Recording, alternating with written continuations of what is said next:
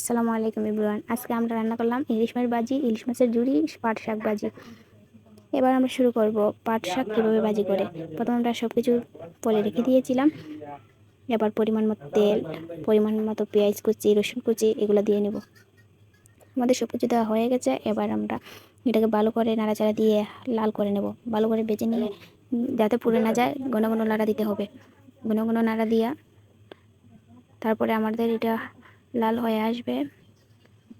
লাল হওয়া আস্তে আস্তে লাল হয়ে আসবে। লাল হয়ে গেলে পরে আমরা পাট শাকটি দিয়ে দেব। আমাদের সিলেটি ভাষায় পাট শাক বলে, আবার নাইলা পাতাও বলে, কিন্তু আমাদের সিলেটি ভাষায় নাইলা পাতা বেশি বলে, পাট শাক শুদ্ধ ভাষা। এবার ভালো করে শাকটিকে তেলের সাথে মিশিয়ে নিব। মিশিয়ে নেওয়ার পর ভালো করে নাড়াচাড়া দিয়ে এটাকে ভালো করে ভেজে নেব। বারে বারে নাড়া দিতে হবে, তা না হলে এটা পুড়ে যাবে।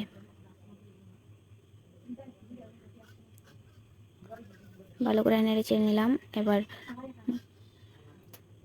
পরিমাণ মতো লবণ দিতে হবে। আমরা একটু পর লবণটা দিয়ে দেব।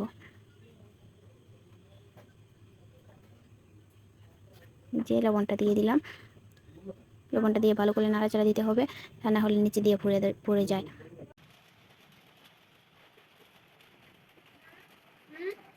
নাড়াচাড়া করে শাকটাকে ভাজতে হবে। ঘন ঘন নাড়া দিতে হবে। ঘন ঘন নাড়া না দিলে এটা পুড়ে যাবে নিচ দিয়ে। গ্যাসের আগুনটা স্লো রাখতে হবে, বেশি দেওয়া যাবে না। স্লো রাখলে খুব সুন্দরভাবে ভাজা যায়।